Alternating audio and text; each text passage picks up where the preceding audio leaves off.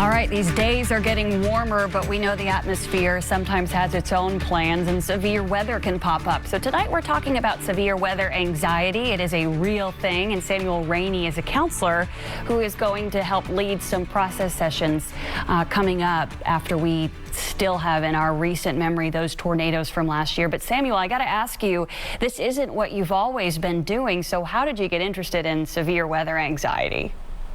Yeah, so I've been a professional therapist for about 13, 14 years now, and a good friend of mine, David Drobny, he's got a website that he's a weather nerd, I think is how he describes himself. And I think it was around the time of the tornadoes, it might have been after the tornadoes last year, that he reached out to me and texted me. He said, and it was just a quick text, and he said, "Hey, is anxiety relating to severe weather? Is that a thing?"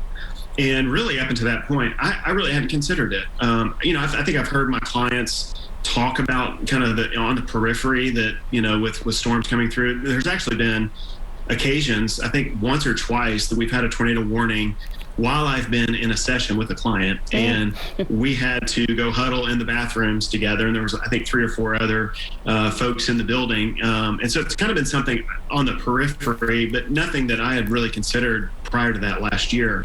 And so he and I kind of began a brief conversation, and a couple of things came forth from that conversation.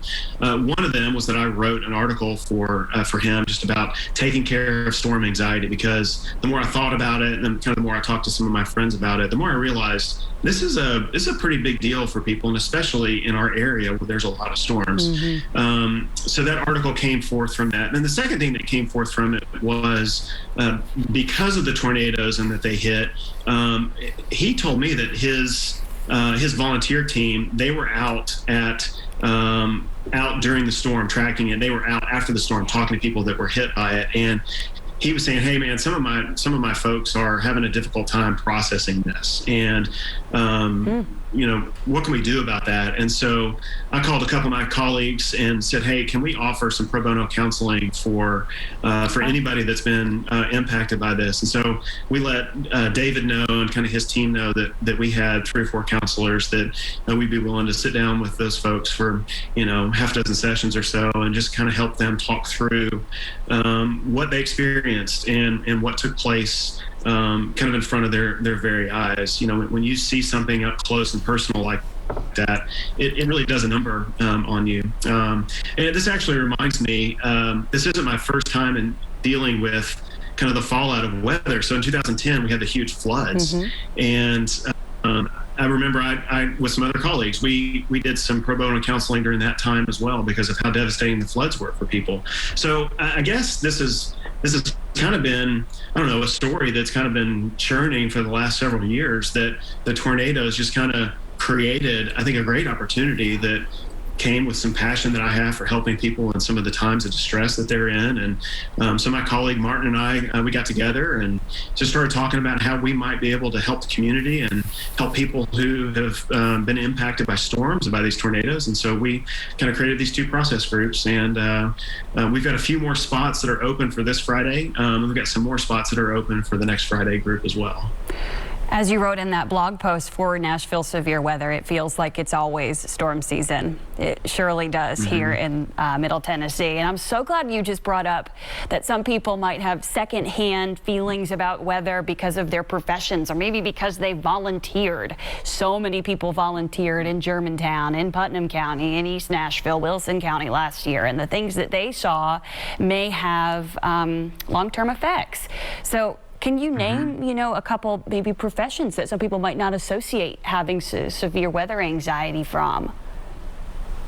Yeah, I think professions, anybody that's in like any kind of construction business, anybody that is kind of on front lines, maybe power workers, folks who are out there trying to restore down power lines with the power company, maybe even, plumbers and electricians who are out trying to do the difficult work of getting, just clean water up and running for people.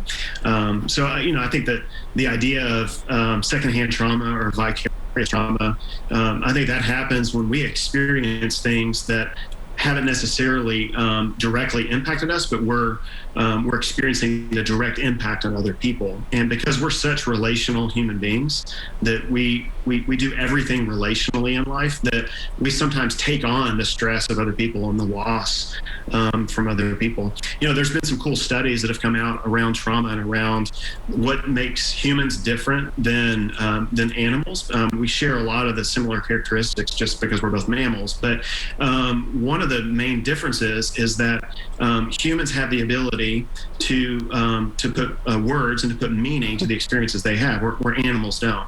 And what we see happen in the animal kingdom is that when they experience something traumatic, a deer getting hit by a car perhaps, or a deer being shot at, or another animal, almost dying in an attack from a predator, what we see the animals do is pretty fascinating. They actually stand up and they begin to shake, and they begin to literally get the energy out of their body. And they do that so as they can go on and go get their next meal, or go back to their place of bedding or something like that. And so I think for us humans, sometimes we get stuck in these feelings and in these experiences, and we don't know what to do with them.